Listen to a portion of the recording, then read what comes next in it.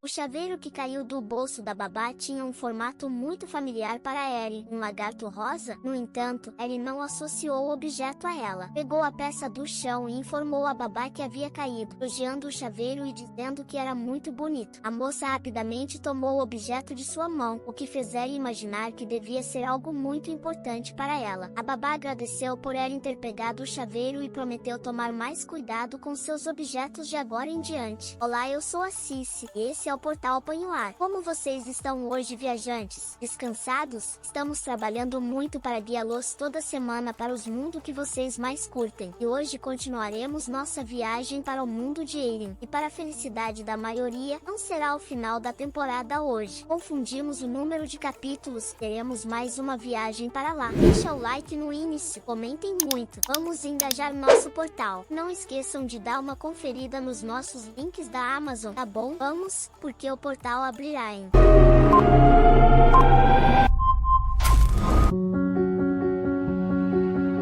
Na frente do escritório do avô, os guardas informaram que o mais velho pediu para que ela esperasse um pouco, enquanto ele arrumava a sala para recebê-la. Aproveitando o momento, um dos guardas perguntou a Erin se ela gostava de doces. Ao receber a confirmação, ele lhe entregou um docinho em formato de um tigre, um urso, um gato. Eu realmente não sei dizer que espécie era aquela. O amigo do guarda reclamou com ele pela atitude. Disse a Erin que ensinaria modos ao colega, mas ela pediu que nada fosse feito. Tava tudo bem, e aquele doce era o seu favorito. Com seu sorriso fofo, ela agradeceu o presente ao moço, chamando-o pelo nome, o que o deixou encantado com sua gentileza. Logo depois, o mordomo Kailuz a convidou para entrar. Com aquele ar sério de sempre, o velho avô a recebeu chamando ar de bolinha. Enquanto falava que queria autorização para sair com Charney na manhã seguinte, ele notou que ainda segurava o doce e se preocupou com a impressão que isso poderia passar ao avô. Claro, ele notou de imediato que ela tinha algo na mão e quis saber o que era. Ela explicou que havia ganhado o doce de presente, e ele pediu que ela o mostrasse mais de perto, mas, na verdade, era só uma desculpa para que ela se sentasse em seu colo. Esse homem não sabe agir normalmente, né? Quer mimar a neta, mas se recusa a abandonar o personagem durão que ele mesmo criou. Terapia, né, amigo? Ele então pediu para ir ao Castelo Imperial visitar o príncipe, já que o conhecera no leilão e ele não parecia bem de saúde. Mesmo sendo o dia em que teria sua primeira aula, o avô concordou e disse que mudaria o horário para permitir a visita. Ele ficou muito feliz por ter conseguido a autorização sem problemas, e até exclamou que o avô era o melhor. Claro que o patriarca do Zeton ficou todo bobo. Para manter a pose de durão, ele até bateu na mesa, mas ao perceber que assustou a neta, fingiu que tinha apenas esmagado um inseto. O que eu posso dizer? Terapia. Gente, ele a chamou para tomarem chá juntos e comerem alguns doces,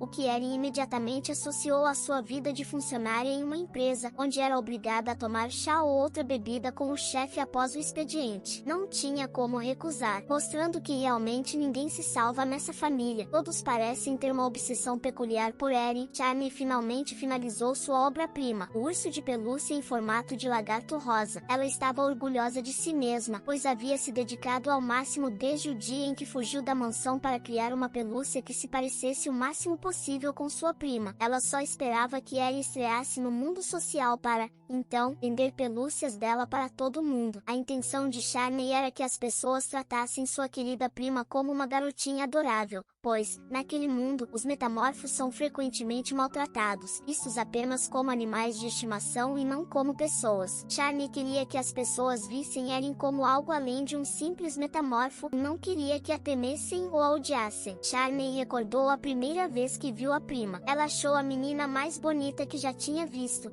Seu cabelo rosa, seus grandes olhos, tornavam a Erin tão encantadora. No entanto, algum tempo depois de começar a viver na mansão, Charney ouvia os empregados falando mal de Erin, comentando o fato de ela ser uma mutante e acusando-a de ter roubado os brincos de Erma. Eles também defendiam Maya, a antiga babá de Erin, colocando-a como vítima em vez de culpada. Naquela época, todos acreditavam que Maya era inocente e que Erin era mentirosa. Mesmo depois de Maya ser presa, continuavam achando que toda a culpa era de Erin. Charney não suportou ouvir tantos absurdos e defendeu a prima das empregadas, dizendo que quem havia roubado os brincos do tio fora a babá, e Maya estava tentando incriminar Erin, não o contrário. Ela exigiu que parassem de espalhar falsos boatos e corrigissem mentiras sobre o caso. Naquela Naquela época, ela também era alvo de fofocas. Recém-adotada, com Erno se recusando a registrá-la como filha, Charney ficou muito abalada com o que aconteceu com Aileen no evento que causou sua fuga. Ela queria fazer algo pela prima. Junto com os outros primos, trabalhou duro para limpar a imagem de Aileen e provar que era Myla quem tinha mentido o tempo todo. Conseguiram provar que Myla era uma criminosa de longa data, mas Charney sabia que os danos causados à imagem de Aileen não seriam esquecidos facilmente, pois alguns ainda mantinham preconceitos contra a garota. Foi então que ela começou a criar suas pelúcias. Depois que fez o primeiro protótipo e sua babá viu, ela percebeu que,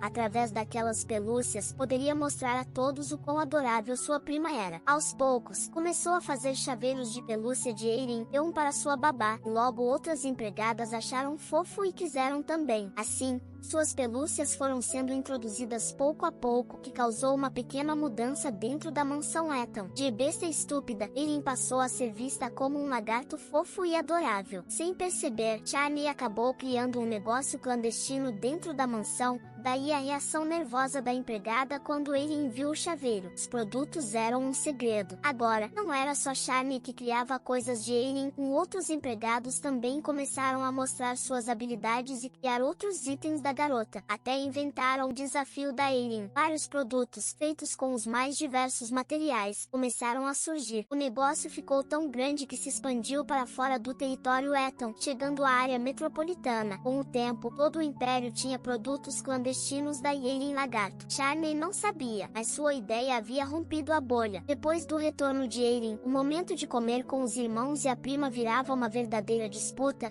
Todo mundo queria estar perto dela e garantir que ela experimentasse o que ofereciam. Era uma guerra. Charney e Kala eram os que mais brigavam pela atenção dela. Mostrando quem tinha o verdadeiro poder ali, Erno chamou Aileen para sentar em seu colo e ele mesmo a alimentou, para desespero dos outros que achavam isso injusto. Mas, se reclamassem, já sabiam, né? O problema era o comportamento infantil de Erno com a sobrinha. Ele ria sarcasticamente, pois sabia que ela estava com ciúmes dele por ter mais privilégios com Aileen. Embora odiasse esse comportamento do tio, e não fazia questão nenhuma de esconder suas intenções de provocá-la, Charney sentia-se aliviada por ele estar mais tranquilo do que antes, pois era difícil conviver com ele depois do sumiço de Aileen. Outra pessoa que também parecia gostar muito de Aileen era Cillian. Ao contrário do irmão Kala, que demonstrava abertamente seu afeto, Cillian ficava todo encantado perto da irmã, e, além do avô, outros funcionários diretos da mansão também mostravam um comportamento mais amável com Aileen por perto. Aileen voltou. Charney até achou estranho como todos gostavam de Aileen de uma forma um tanto incomum, quase como se fossem forçados a isso. Mas ela não ficou pensando muito sobre isso, pois foi chamada por Aileen, o que interrompeu seu raciocínio. Charney resolveu acreditar que o carinho de todos por sua prima era apenas uma questão de destino. Afinal, Aileen era muito fofinha, ninguém resistia a pessoas fofas. Richard e o pai caminhavam enquanto Duke comentava sobre a carta recebida da Academia Imperial que convidava Richard para estudar lá. Ele ressaltava como essa oportunidade seria boa para o futuro do filho, especialmente quando este herdasse o ducado. No entanto, Richard foi categórico em dizer que não tinha o menor interesse. Jogando a carta fora, o garoto afirmou que nada daquilo importava, já que ele sequer sabia onde Aileen estava. O pai não havia revelado o paradeiro de Aileen, apenas mencionara que ela estava bem, algo que soubera de uma fonte confiável. Ele tentava acalmar o filho, assegurando que Aileen também se preocupava com ele e que, em breve, poderiam se encontrar novamente. Era apenas questão de tempo até ela entrar em contato. Nesse ponto,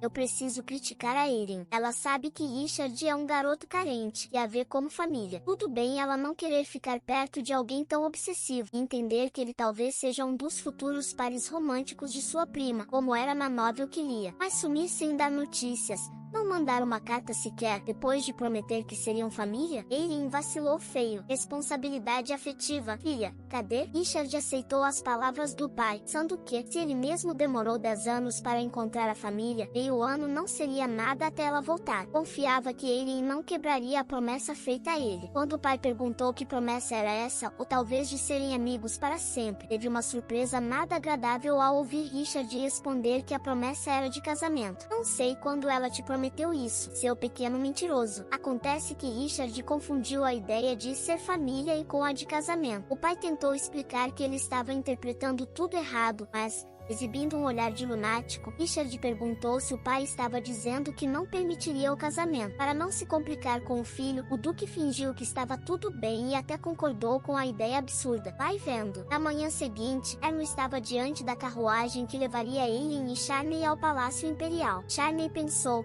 irritada, que o tio intrometido iria com elas, mas o mordomo esclareceu que ele estava ali apenas para se despedir, pois precisava cuidar dos assuntos do ducado. Para a segurança delas, Erno providenciou a escolta da tropa de elite, garantindo que elas voltariam em segurança para casa. Antes de partirem, ele aconselhou a filha a evitar ao máximo o imperador, pois nada do que ele dissesse valeria a pena. Provavelmente, estava com medo de que ele revelasse que já haviam adotado Eileen para a família de Richard. Erno também pediu que Eileen contasse tudo o que visse e ouvisse quando voltasse. Ela perguntou como era o imperador. Ele respondeu que era o homem mais arrogante do mundo, só parecia bom na frente dos humildes. Ele ainda debochou um pouco mais do imperador, mas vou me abster de detalhes. Ótima forma de deixar alguém animado para uma visita, né? Erno disse que ela não precisava se preocupar com nada, porque, pensando em sua segurança, estava lhe dando uma bolinha especial. Eileen perguntou se aquilo era um comunicador, mas Erno esclareceu que era uma bomba. Se o imperador fizesse algo, era só jogá-la nele. Juízo, não temos por aqui. Com o sorriso mais angelical do mundo, ainda mandou que ela arremessasse com força na cara dele e garantiu que assumiria as consequências depois. Sorte que Eileen tem um pouco de juízo, né? Quando chegou ao palácio, a funcionária principal deu as boas-vindas e, surpreendentemente, reconheceu Eileen. Charney achou estranho, mas a moça explicou que era devido a algumas histórias interessantes que havia escutado. As duas primas se entreolharam, sem entender nada. Charney pediu a Eileen que aguardasse em outra sala enquanto ela purificava o príncipe. Quando terminasse, chamaria Eileen para irem embora. Eileen pediu à empregada que a acompanhava que a levasse até a biblioteca, em vez de uma sala, pois queria ler enquanto esperava por sua irmã. A moça concordou e a conduziu até a biblioteca real. Encantada com o tamanho do local, Eileen decidiu procurar algum livro que pudesse ajudar a curar o príncipe Enoch. Porém, ao tentar pegar um livro fora do seu alcance, alguém apareceu atrás dela oferecendo ajuda. Era o imperador. Ela o reconheceu pela descrição feita por Erno, um homem loiro, de olhos vermelhos, de quem ela deveria manter distância. O imperador ficou curioso sobre o motivo de uma criança querer ler livros sobre plantas, em vez de livros de histórias ilustradas. Eileen respondeu que apenas estava buscando algo, mas, em vez de entregar o livro a ela, ele começou a zombar um pouco. No fim, disse que não daria o livro, pois agora ele mesmo estava interessado em relê-lo. Eileen desistiu do livro, disse que ele poderia lê-lo e procuraria outro, e se afastou rapidamente, como seu pai havia recomendado. Eu já teria jogado a bombinha. Eileen resolveu deixar a biblioteca e voltar para o salão, mas, para sua surpresa, quem estava a seguindo? Sim, o imperador. Dispensou a empregada, dizendo que ele mesmo cuidaria de Eileen, e a chamou para segui-lo. O imperador comentou com Eileen que o filho falava muito sobre ela e que estava até pensando em convidá-la para uma visita. Mas, no fim, decidiu que ela viria sem convite mesmo, certo de que o filho ficaria feliz em vê-la novamente. Ele ficou satisfeito em saber que ela queria vê-lo, mas a preparou para o que encontraria ao entrar no quarto. Lá dentro, um garoto estava surtando e destruindo tudo ao seu redor. Charney sofria com o temperamento grosseiro e violento do príncipe. Charney ficou chocada ao olhar para a porta e ver Eileen ali. O imperador, então, pediu que ela compreendesse o estado de seu filho naquele momento. Compreender que ele está jogando coisas em uma garotinha, seu traste. Charney ficou constrangida por Eileen presenciar aquela situação e tentou acalmar o príncipe. Mas Enoch não queria ser acalmado. Ele não suportava que ela perdesse tempo tentando curá-lo, pois tinha certeza de que sua doença era incurável e tudo aquilo era apenas uma perda de tempo. Ele detestava a insistência dela. Gritando, ele pediu que ela fosse embora. Eileen, então, pulou na frente da prima para evitar que Enoch continuasse jogando qualquer coisa que encontrasse pela frente nela. Quando notou a presença de Eileen, Enoch ficou surpreso. Percebendo isso, o imperador rapidamente pediu a Charney que saísse da sala e aguardasse do lado de fora, sugerindo que Eileen conversasse um pouco a sós com seu filho. Charney ficou preocupada com a situação, não queria que Enoch tratasse Eileen da mesma maneira que tratava ela. Implorou ao imperador que a deixasse ficar junto, mas ele foi insistente. Eileen tranquilizou a prima, dizendo que tudo ficaria bem e que ela poderia esperá-la do lado de fora. Charney aceitou, pois sentiu confiança nas palavras palavras da prima mais nova. Assim que Charney saiu, Enoch chamou Eileen para se aproximar e perguntou sobre o garoto de cabelo branco e o deixou frente do palácio e saíra rindo no dia do leilão. Eileen explicou que não o conhecia bem, haviam se conhecido recentemente. Ele estava, no momento, orando com ela na mansão dos Ethan. Enoch achou uma grande ousadia da parte de Lucilion e comentou que, se não fosse pelo fato de o ter salvo, teria ordenado sua execução apenas por ter tocado nele. Mas Enoch não se estendeu na conversa, pois queria saber o que o pai fazia ali. O imperador disse que só queria saber como ele estava, mas Enoch estava cansado das visitas frequentes que sempre resultavam na mesma notícia. Ele estava morrendo. O imperador tentou demonstrar simpatia pelo filho, até mencionando que a mãe de Enoch sentia sua falta e queria visitá-lo. Mas Enoch permaneceu irredutível, pedindo que o pai fosse embora, pois a presença dele só piorava sua condição e fazia com que ele vomitasse mais por conta do estresse. Não havia nada de novo a ser dito, além do óbvio, ele estava morrendo. Para não piorar a situação do filho, o imperador se retirou, dizendo que o deixaria com sua amiga, Eileen. Enoch desabafou com Eileen, contando que, desde o leilão, estava preso naquela cama, vivendo como um defunto, e o deixava muito estressado. Ele não queria que a mãe o visse naquele estado. Saber que todos esperavam sua morte apenas aumentava seu tormento. Detestava as expectativas das pessoas sobre ele e odiava o olhar de pena, inclusive o que Eileen lhe lançava. Eileen ficou sem palavras. Enquanto isso, o avô de Eileen estava ficando muito frustrado, pois todos os tutores que ele conseguia,